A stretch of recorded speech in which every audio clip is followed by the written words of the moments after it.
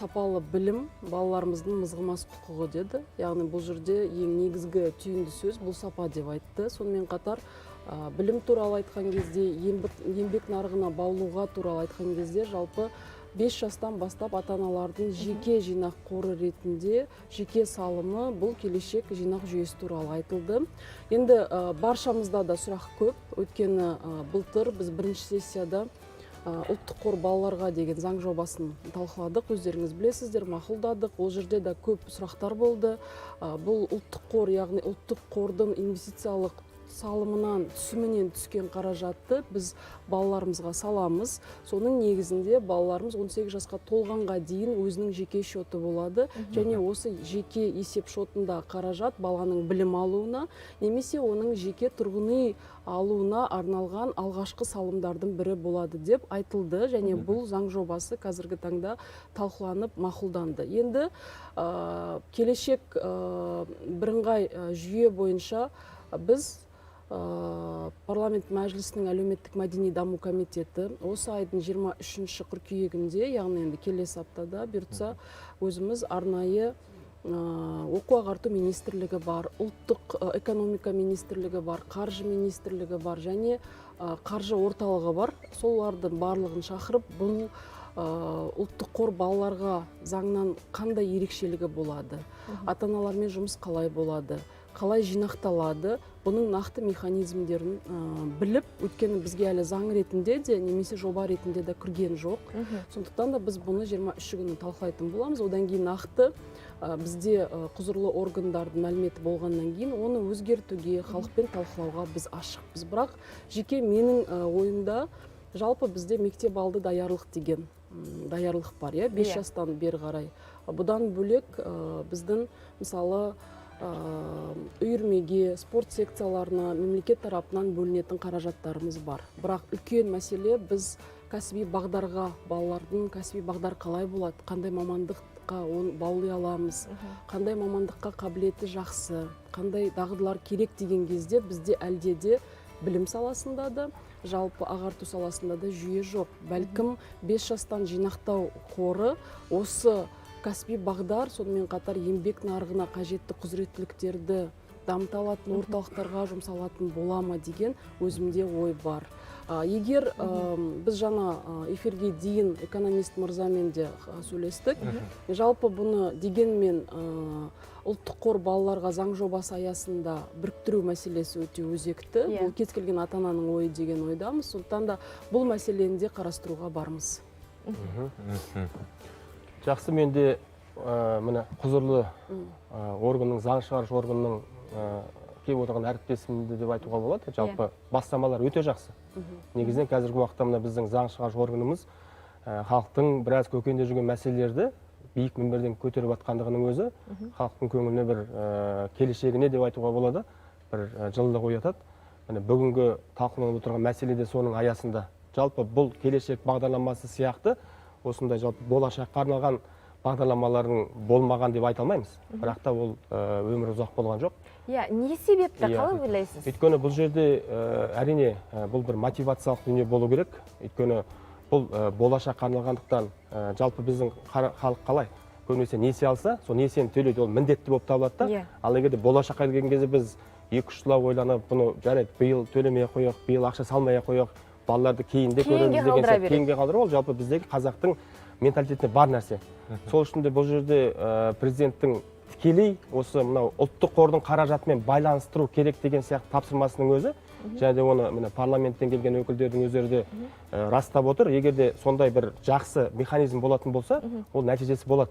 Мен де сол құптайтындардың қатарындамын. Егер де біздің ұлттық қордың қазіргі уақытта мысалға 50 миллиардтан асқан қаражат бар ғой, доллардан асқан.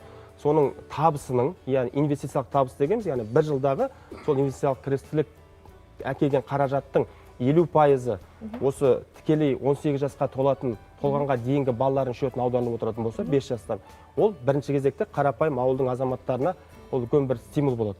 Яғни сенің 5 балаң болатын болса, 5-еудің 4-еуі 5 жастан бастап, біреуі 8-де, біреуі 12-де деген сияқты 18-ге дейінгі балалар болатын болса, арнайы счеттар болатын болса, ол электронды болатын болса, жылына бірлес, жаңағыдай біраз ақша, бір 50-60 мың теңгедей құйылып тұрғанның өзінде, яғни ол мақсаты анықталады да, міне счет ашылды, ең бастысы старт басталды. Яғни бұл әр жағында қарапайым халықтың қаржылық сауаттылығын да жетілдіруге мүмкіндік беретін дүние. Өйткені бізде бақылауға, сосын барып жаңағындай жалпы негізгі мынау мемлекеттің дамуы, ол ең бірінші кезекте адам капиталының дамуымен тікелей байланысты. Президенттің өзі осы жолы айтып өтті, жалпы экономикалық модельді қалыптастыру. Яғни экономикалық модельді қалыптастырудың ең бір табалдырығының бір бөлшегі осы дүние деп ойлауға болады. Сол үшін де бұл өте қолдайтын дүние. Және тағы да бір осы арада бір мүмкіндікті байлап бір ұсыныс жасағым келіп отыр. Бұл жерде енді халықтың әлеуметтік жағдайы тікелей байланысты ғой. Яғни бізде мынау ең төменгі жалақының көтеріліп жатқандығы, одан кейінгі осының барлығы да ол жеткіліксіз дүние сияқты. Сол үшін де жалпы бизнестің әлеуметтік жауапкершілігі деген түсінік бар. Мынау ұлттық қордың осы уақытқа дейінгі қаражатының басым бөлігі бюджеттің тапшылығын жоюға бағытталып келетін болса, енді болашаққа бағыттап отырмыз ғой. Осы уақытта біз мынау квазисекторлық мемлекеттік органның, яғни мекемелер, самұрық қазынаның құрамындағы мекемелерге бір ұсыныс тастағым келіп отыр. Егер де жалпы олардың да табыстылығы өте жоғары, мынау инвестициялық кірістілігі жоғары, дивидендтері. Міне осы кезде біздегі мынау статистика бойынша 4 миллионға жоқ бала болатын болса, егер де өздерінің табыстарының бір 5%, 10% осы балаларға бөліп тастайтын болса, ол да мына қарапайым халықтың осы бір секторға деген құрметінің артуына, яғни мемлекеттің жалпы бюджеттің тапшылығының басым бөлігі осы секторларды дамытуға бағытталып отыратын болса, қайтарым деген дүниенің болуы керек. Сол үшін біз осы бір жерде заң шығарушы органдар қарайтын болса, жалпы ұлттық экономика министрлігі ұсыныс тастап, оны біздің білім министрлігі қолдайтын болса, бұл да бір үлкен жалпы қарапайым адамдардың төлеу қабілеттілігін артуға мүмкіндік беретін сияқты. Енді жаңа ғана белгілі болғандай, келешек бағдарламасының нақты саты бойынша қалай жүзеге асатыны туралы әлі айту ертерек болып тұр, дегенмен де ата-аналар қазір бізді тамашалап отырған, бұл бағдарламаға қызығушылық біліп отырған, қазір қалай қамдану керек, не істеу керек? Қандай да бір құжат тапсыру қажет пе әлде?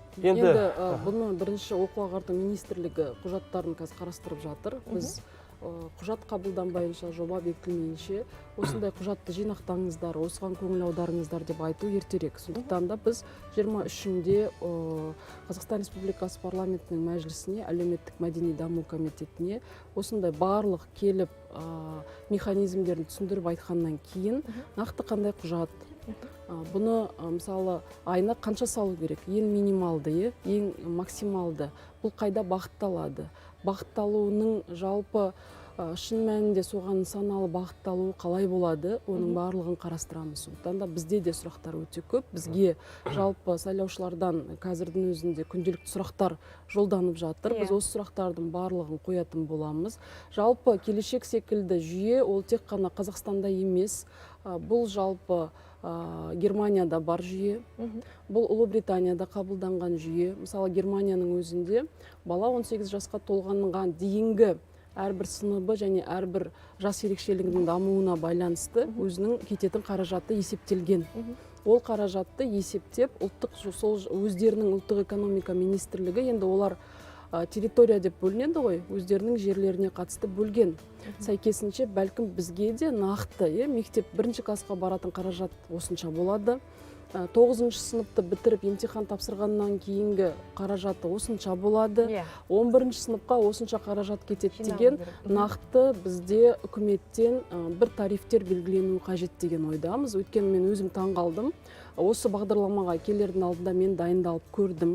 Жалпы Германияның, Европа елдері, Финляндия елдерінде осындай ата-аналардың жеке жинағы және мемлекет тарапынан да салынатын салықтары бар. Бірақ бұл жерде мысалы 1-ші класс оқушысы үшін олардың үйірмесіне апаруға, киіміне, денсаулығына, тамағына, бос уақытын тиімді өткізуге, соның барлығына мемлекет тарапынан бекітіліп қойған тарифтер бар. Сәйкесінше осы тарифке ата-ана өзінің салымын жасап отырады. Мысалы тариф бар, осыншама 1000 евро деген.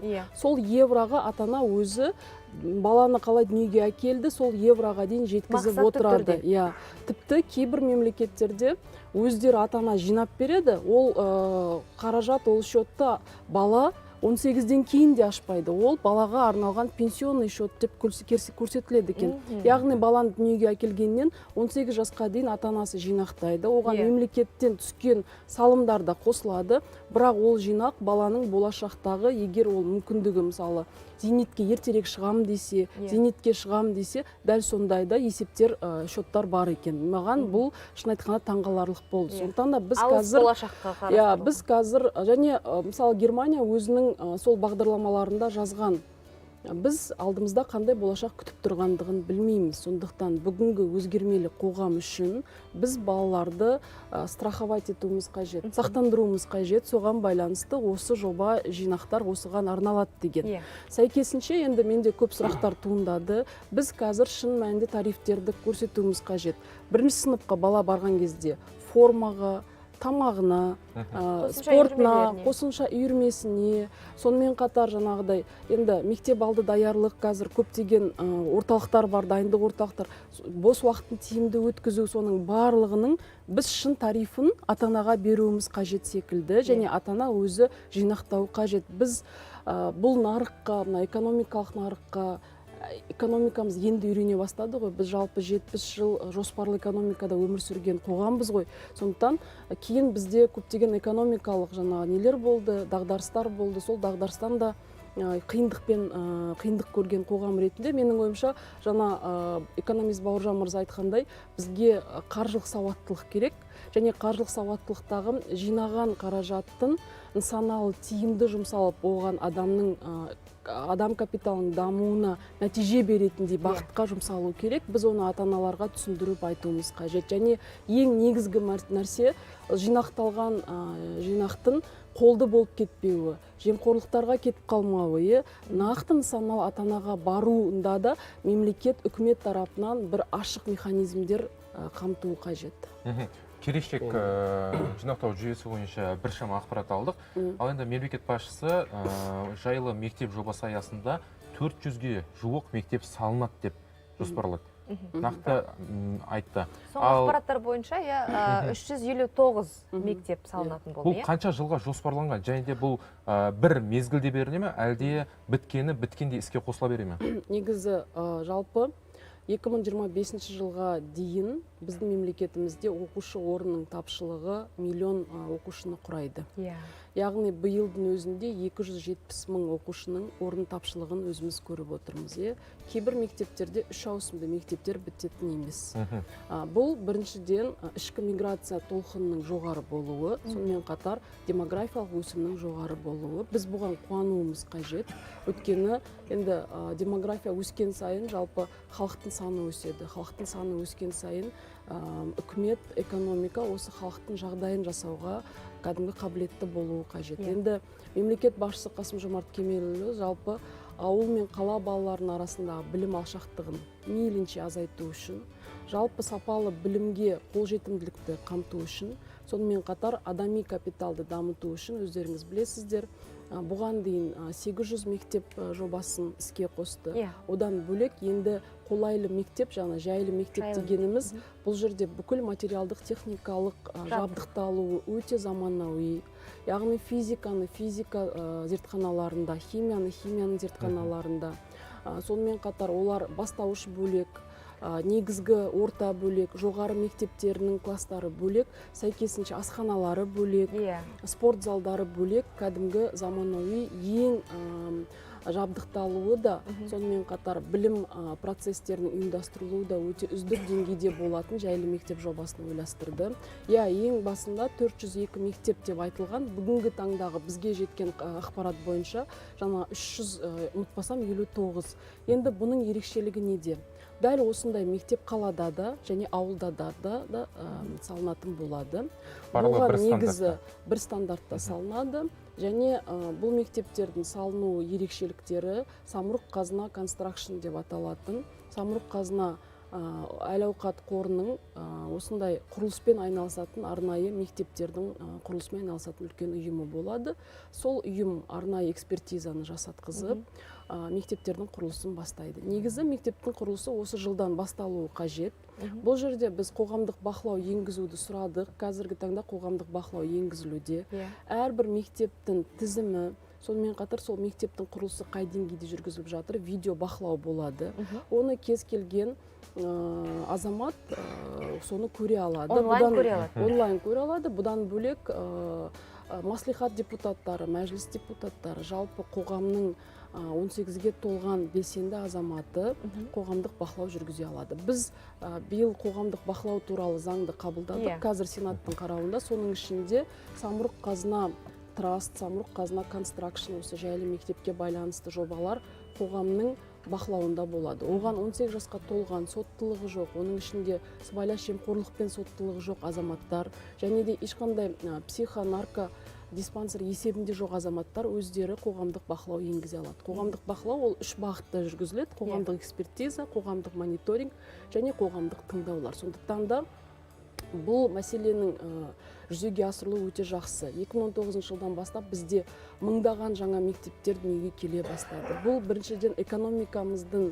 негізі халыққа бет алды бұрылуы, екінші шетінен мемлекет басшысының жалпы әлеуметтік экономикалық проблемалар толыққанды сараптай келе азаматтардың әл-ауқатын сапалы деңгейде арттыруға арналған жобалардың негізінде. Енді бұл жобалардың ең бастысы, мысалы біздің алаңдатуымыз, шын мәнінде қаражат ешқайда қолды болмай жүйелі ашылса екен. Мысалы, мен өзім білем, Ақтөбе облысы Шалқар ауданы Бозой деп аталатын ауылда осындай мектеп салынуы керек. Бірақ Бозой ол үлкен құмның арасында орналасқан мектеп, ауыл, сондықтан да ол жерге қазір құрылыс салуға әлде де мердігерлер өздері қабылдамапты. Өйткені бұл ең шалғайдағы ауылдарға бұндай құрылыс салынады ғой. Және осы мектептер сол қасындағы ауданның мектептерін жалпы заманауи білімнің методологиялық орталығына, методикалық орталығына айналады. Бұның жалпы стратегиялық және жалпы құрылыстық, инфрақұрылымдық маңызы өте зор болайын деп тұр. Ұсыныс жасап кетсем бола ма? Өте жақсы екі тақырып қой толыққан талқыланып отырған. Соның ішінде біріншісі әрине ол қазіргі уақытта халықты өте бір құлағын елеңдетіп отырған дүние. Сол үшін де міне заң шығарушы органдары басқа да профильді министрліктермен талқыға түскен кездегі есепке алатын бір 3-4 өзінің ұсынысын бәлкім келіп отыр. Бұл енді жалпы қарапайым халықтың. Біз Бауыржан мырзаны, сізді өзіңізді де шақырамыз деп өзім ойлап отырмын. Міндетті түрде рахмет, шақырсаңыздар, соны қазір бір бастамасын айтсам ба деген. Яғни өте жақсы дүние. Және де ең бастысы бұл халықтың талқысына түсетін болса, яғни қазіргі уақытта билік пен халықтың арасындағы бір байланысты жақсартатын дүние. Сол үшін де бұл шот ашылған кезде міндетті түрде бұл қазіргі уақытта енді бәрімізге да белгілі. Мынау шот жай ғана шот ашылмау керек, ол пайдалы, яғни депозит шот болу керек. Осы бір дүниені ескеруіміз керек. Және де мысалы отбасылық банкте қазір егер шот ашылатын болса, бір жылдан кейін оның 20% үстеме ақы төленетін белгілі. Кем дегенде осындай дүние болу керек, өйткені біздегі жалпы инфляцияның дәрежесін білесіздер. Одан кейін енді дәл қазіргі уақытта уақыт талабына сәйкес бұл шотта мынау ақш валютасында болу керек деген ұсынысты мен де қолдаймын. Өйткені әрине оның табыстылығы да теңгеге қараған кезде жоғары. Сол үшін де біз дәл қазіргі уақыттағы мынау саяси әртүрлі факторды ескеру үшін ол сондай болу керек.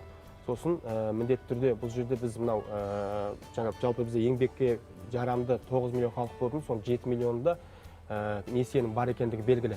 Яғни біз осы бір үлкен әлеуметтік факторды ескеруіміз керек. Яғни сол мынау қазіргі уақытта барлығы да балалардың болашағының, келешегінің жарқын болғанын қалайды. Яғни қарапайым азаматтар, егер де олардың несиесі болатын болса, бірақ оларда төлейтін сондай бір ниеттер болатын болса, сол жерде де біз осы бір мынау әлеуметтік аз қамтылған отбасыларға бөлінетін осы мынау, егер де ұлттық қордан бөлінетін қаражат болатын болса, сонда бір арнайы бір категориялар ескеруіміз керек сияқты. Енді мысалы әлеуметтік аз қамтылған ауылдағы категорияға кіретін балаларды, мысалы біз өте жақсы инновациялық мектептеріміз бар ғой, зияткерлік мектептер, соларға арнайы квота қарастыруымыз қажет, заңмен бекітуіміз қажет деген ойдамыз. Өйткені ол балалар сапалы білім алып, еңбектің нарығындағы бәсекелестікке шын мәнінде мектептен дайын болып шықса, онда олар кедейшіліктің құрығынан шығып, өзінің отбасын тартып, одан әрі өздері де жаңа стартаптар ашуына мүмкіндік, бұндай жобалар өте көп. Мысалы, Амазонның басшысының өзі сондай әлеуметтік аз қамтылған отбасыларға арналған мектепте білім алғандығын біз жақсы білеміз. Сондықтан да бұл бізге сол тәжірибе деп ойлаймын. Иә, тамаша. Енді бүгін өте маңызды, өте кең тақырыптарды біз ортаға салып отырмыз. Рахмет, келіп ой бөліскеніңізге, пікір айтқаныңызға, ұсыныс айтқаныңызға алғыс айтамыз. Енді әрине қымбатты көрермен, келешек бағдарламасының жүзеге асу механизмдерінің бекітілгенін асыға күтеміз. Жалпы барлық жобалар сәтімен жүзеге асады деген үлкен үміт бар. Өздеріңізге көп рахмет. Алдағы уақытта да жақсы жаңалықтармен студияда күтеміз. Жақсы, рахмет. Иә, құрметті көрермен, бүгін бізде қонақта болған Қазақстан Республикасы парламент мәжілісінің депутаты Жұлдыз Сүлейменова және де экономист Бауыржан Ысқақ. Ұлттық арнамен бірге болыңыздар.